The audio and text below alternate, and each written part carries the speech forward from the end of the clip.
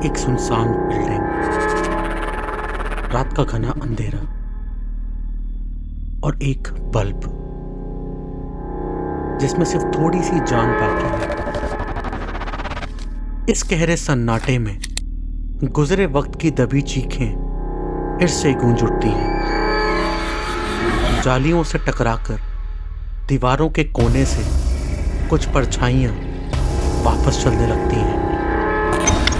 Welcome back to Whitechapel, जहां असली डर सिर्फ एक कदम पीछे चलता है।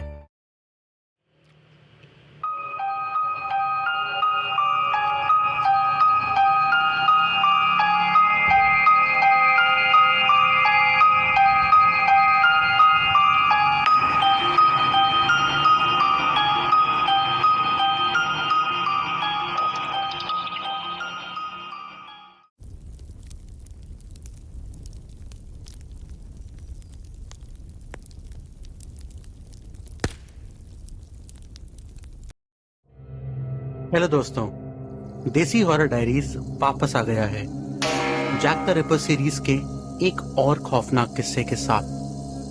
पार्ट 1 अभी तक ना देखा हो तो पहले वो जरूर देख लीजिए, क्योंकि आज की कहानी एक प्रीक्वल है जो एनी चैपमैन की मौत से 2 महीने पहले शुरू होती है, जब व्हाइट चैपल की टेढ़ी मेढ़ी गलियों में रिपर का खूनी साया उतरना बाकी था। चलिए वक्त के पन्नों को फिर से पलटते हैं और घुसते हैं उन गहरे अंधेरों में जहां पुराने रिकॉर्ड्स और कॉन्स्पिरेसी थ्योरीज जितने सवालों का जवाब देती हैं उतने ही नए सवाल पैदा भी करती हैं।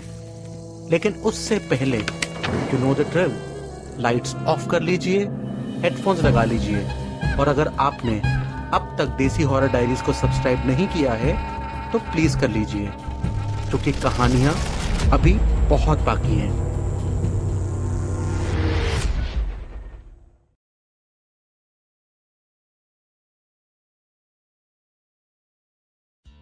जुलाई 1888, लंदन का एक मामूली सा दिन। बादल हट चुके थे और धूप ने गीली सड़कों को हल्का सा जगा दिया था। गलियों में जिंदगी बिल्कुल रोज जैसी थी। हॉकर्स चिल्ला रहे थे, बच्चे खेल रहे थे और कुछ लोग पब की टेबल पर सुबह सुबह बैठे थे। उन्हीं लोगों में एक थी एनी चैपमैन। मगर इस शोर शराबे से बस कुछ ही दूर एक अलग सी खामोशी थी। ब्रुक्स मेंटल असाइलम, एक पुरानी सूनी इमारत जिसमें ना आवाज थी ना रौनक, बस एक छोटी सी खिड़की जिसके पार थेम्स नदी धूप में शांत बहती थी। और उस खिड़की के पास एक आदमी बिना हिले चुपचाप खड़ा था, हाथ में एक डायरी और दिल में एक ऐसा तूफान जो आने वाले अंधेरों की एक साइलेंट वार्निंग जैसा लग रहा था।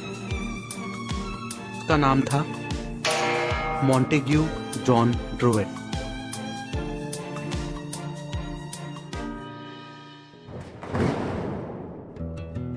A man of many talents, Oxford graduate, successful barrister, reputed boarding school का असिस्टेंट प्रोफेसर और एक टैलेंटेड क्रिकेटर भी। कहते हैं अपने फैमिली बैकग्राउंड से इंस्पायर होके मॉन्टेग्यू ने 1 साल तक मेडिकल स्टडीज भी की थी और ह्यूमन एनाटॉमी की अच्छी नॉलेज रखता था। लेकिन अब ये सारी अचीवमेंट्स पीछे छूट रही थी। कुछ था उसके अंदर जो धीरे धीरे बदल रहा था, कुछ ऐसा जो शायद उसने अपनी किस्मत मान लिया था। खानदानी विरासत, मेंटल इलनेस। उस कमरे में कुछ ही कदम दूर उसकी मां लेटी थी। उसे देखकर मॉन्टेग्यू को लगने लगा उसका अंजाम भी वही है, मौत या मेंटल असाइलम।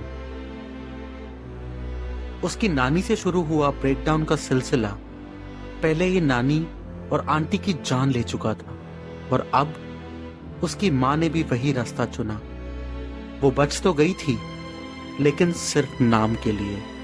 एक जिंदा लाश ब्रूक्स मेंटल असाइलम के एक पुराने बिस्तर पर कैद, खामोश, हेल्पलेस। शायद यही था वो दिन जिसने मॉन्टेग्यू जॉन ड्रूइट को जैक द रिपर बना दिया।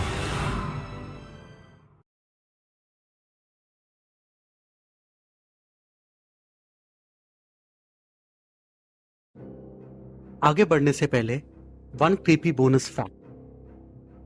दोस्तों, क्या आपको पता है जैक द रिपर नाम आया कहां से?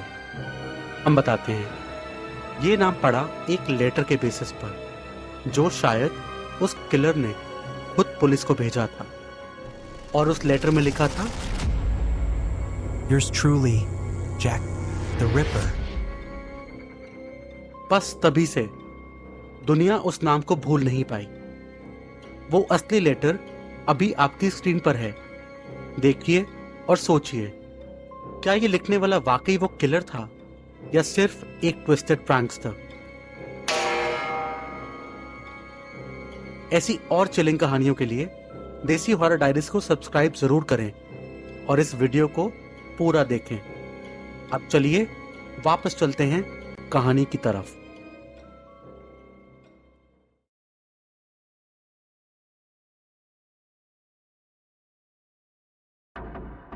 मॉन्टेग्यू की जिंदगी में सब कुछ बदल रहा था। बोर्डिंग स्कूल की स्ट्रिक्ट ट्रेनिंग और कोर्ट रूम की रीजनिंग धीरे धीरे एक ऑब्सेसिव डार्कनेस में बदल रही थी। उसने अपनी डायरी लिखनी बंद कर दी थी। जिंदगी सिर्फ 2 जगहों तक सिमट गई थी, उसका चेम्बर और ब्रूक्स मेंटल असाइलम तक का रास्ता, जो व्हाइट चैपल से होके गुजरता था। वही व्हाइट चैपल जहाँ के कोने कोने में बढ़ती हुई पॉवर्टी के बीच गंदगी, बीमारी और अंधेरा पल रहा था। और फिर आई अगस्त 1888। पहली लाश मिली, मैरी एन निकोल्स। फिर सितंबर में एनी चैपमैन। आगे एलिजाबेथ स्ट्राइड और कैथरीन एडोज।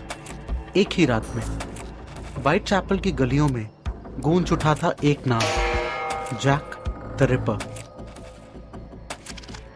लगता था किसी मेंटली डिस्टर्ब इंसान ने ब्रूटल तरीके से बॉडीज को म्यूटिलेट करके अपने अंदर की रेज निकाली हो।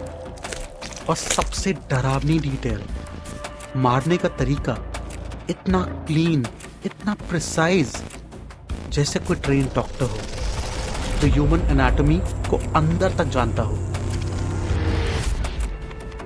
नवंबर आते आते ब्रूटैलिटी की सारी हदें तोड़ दी गई। जैक की 5वीं विक्टिम, मैरी जेन कैली।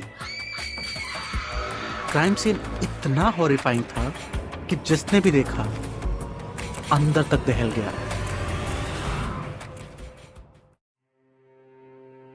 तब तक मॉन्टेग्यू जॉन ड्रूइट को उसकी स्कूल की नौकरी से निकाला जा चुका था। निकाले जाने की वजह किसी को नहीं पता। पता है तो सिर्फ ये कि मॉन्टेग्यू गायब हो चुका था। ना चेम्बर में दिखता, ना मां से मिलने असाइलम जाता।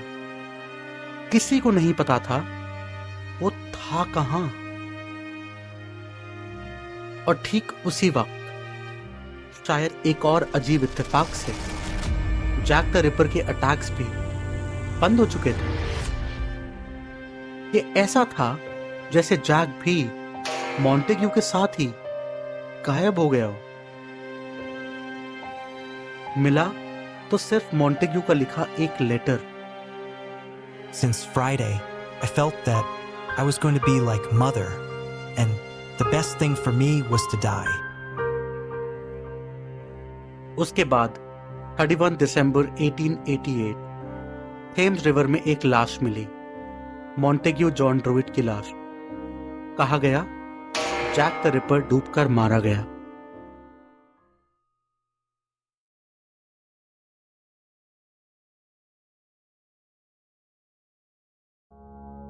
हर साल एक ही रात, एक ही जगह और एक ही अंजाम।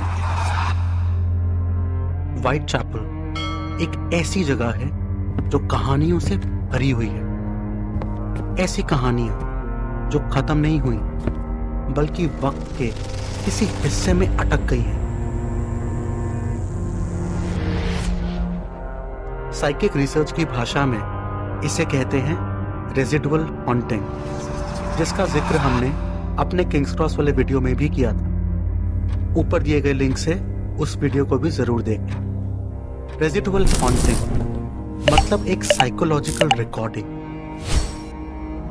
जैसे कोई हॉरर मूवी क्लिप जो बार बार रिपीट होती है। ना वो आत्मा आपको देख सकती है ना सुन सकती है, बस वही दर्द, वही ट्रॉमा फिर से जीती है।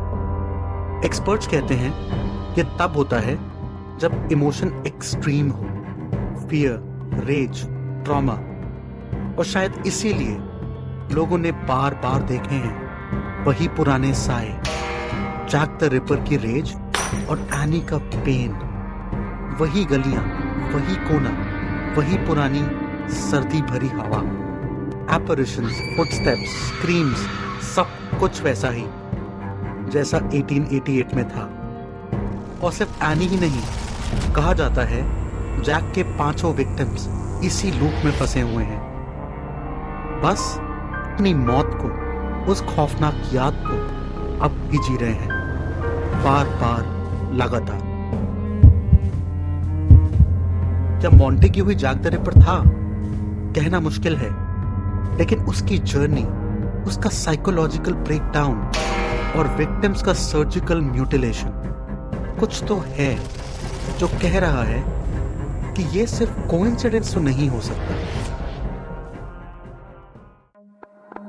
जैक द रिपर की ये कहानी और ज्यादा तब उलझ जाती है जब देखा जाए कि ऑटम के मौसम में लगातार रिपोर्ट्स आती हैं कि थेम्स से एक एपरिशन निकलती है और कुछ ही सेकंड्स में ब्रिज के नीचे गायब हो जाती है। दोबारा दिखती है तो दिसंबर 31 को मिडनाइट से थोड़ी देर पहले एक शैडोई फिगर वेस्टमिंस्टर ब्रिज के एज पर, जो अचानक पानी में कूद जाती है और गायब हो जाती है। कुछ लोग मानते हैं ये वही जगह है जहां मॉन्टेग्यू ने अपनी लाइफ खत्म की थी, और तब से हर साल उसकी रूह भी उसी मोमेंट को रिपीट करती है। एक और रेजिडुअल हॉन्टिंग। क्या ये मुमकिन है कि ये दोनों कहानियां किसी तरीके से जुड़ी हुई हैं? क्या ये हो सकता है कि आज भी मॉन्टेग्यू थेम्स की अंधेरी गहराइयों से उभरता है, उन्हीं 5 औरतों को फिर से मारता है और फिर वेस्टमिंस्टर ब्रिज से कूद जाता है? डिसाइड आप कीजिए।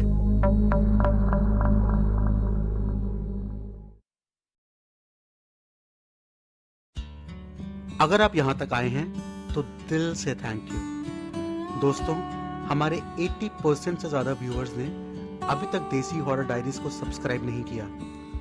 आपका एक क्लिक हमें मोटिवेट करता है ताकि हम ऐसी डर भरी कहानियां आप तक लाते रहें। अगर आप चाहते हैं हम जैक द रिपर की बाकी विक्टिम्स की कहानी भी सुनाएं, तो कमेंट सेक्शन में नेक्स्ट चैप्टर प्लीज जरूर लिखिएगा, और हमारे सोशल मीडिया हैंडल्स फॉलो कीजिए, डिटेल्स डिस्क्रिप्शन में मिल जाएंगे।